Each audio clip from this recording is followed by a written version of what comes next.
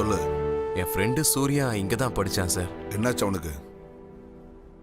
செத்துட்டான் சார். ஆமாம் சார், அவனுக்கு பிடிச்ச சாரையும் ஃப்ரெண்டையும் பார்த்துட்டு போகலான்னு வந்தேன் சார். எந்த வருஷம் படித்தான்? 2 வருஷம் ஆயிடுச்சு சார். நான் வந்து கொஞ்ச நாள் தான் ஆகுது. மேலே ஸ்டாஃப்ஸ் இருப்பாங்க, அவங்ககிட்ட கேட்டு தெரிஞ்சுக்க. சுரேஷ், அதான் சூரி, நம்பர் 1 ஸ்டூடெண்ட். கலெக்டராவான்னு நினச்சிக்கிட்டு இருந்தேன். ஆனால் அந்த பையன் இறந்தது எங்களுக்கே ஆச்சரியமா இருக்கு. டே சூர்யா, நான் நிறைய பேரை பார்த்தேன்டா. ஆனால் என் மனசுக்கு யாரும் உன்னோட குரு மாதிரி தெரியல. உன் குருவை பாப்பன்ற நம்பிக்கை எனக்கு போயிடுச்சுடா.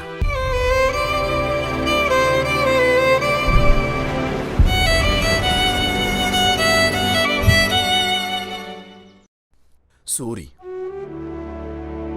எல்லா சப்ஜெக்ட்லயும் அவன் தான் ஃபர்ஸ்ட். இத்தனைக்கும் மியூசிக்ல கூட நல்ல பெரிய ஆளா வருவான்னு நினைச்சேன். எல்லா விஷயத்தையும் என்கிட்ட சொல்லுவான். வீட்டு விஷயத்த, ஃப்ரெண்ட்ஸ் விஷயத்த எல்லாத்தையும் சொல்லுவான். என்கிட்ட சொல்லாம எதையும் செய்ய மாட்டான். அது ஒண்ணுதான். ஆனா அதை மட்டும் என்கிட்ட சொல்லாம போயிட்டான். இப்ப என்கிட்ட சாரி சொல்ல சொல்லி உங்ககிட்ட சொல்லியிருக்கான்ல, நீயும் வந்திருக்க. இங்க இருந்து போற ஸ்டூடெண்ட்ஸ்க்கு ஞாபகத்துல நாங்க இருப்போம். ஆனா எங்களுக்கு ஞாபகத்துல இருக்கிறது ஒரு நல்ல பையன், இன்னொன்னு கெட்ட பையன். ஆனா இவன் இதுல 2 பேருமே காதலுக்காக உயிரை விட்ட கோளாவன். காதலுக்காக அவன் மேல நான் வச்சிருந்த நம்பிக்கையை உடைச்ச துரோகி. இனிமே அவனை மன்னிச்சா என்ன, மன்னிக்காட்டி என்ன? போ.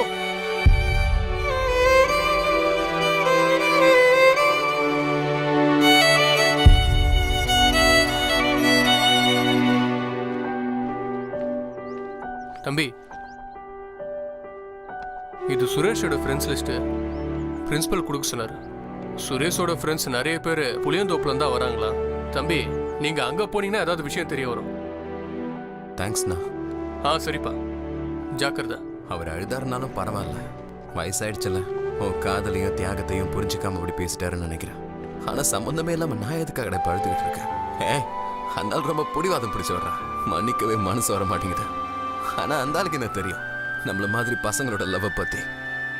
இப்போ நான் உன் ஃப்ரெண்டை பார்க்க தான் போய்கிட்டு இருக்கேன். ஆனால் இதுக்கு நடுவுலையும் குரு என்கிட்ட ஒன்று கேட்டார். எனக்கு என்ன சொல்கிறதுன்னு தெரியல. அது என்னன்னா, நம்ம பழக்கத்தை பற்றி.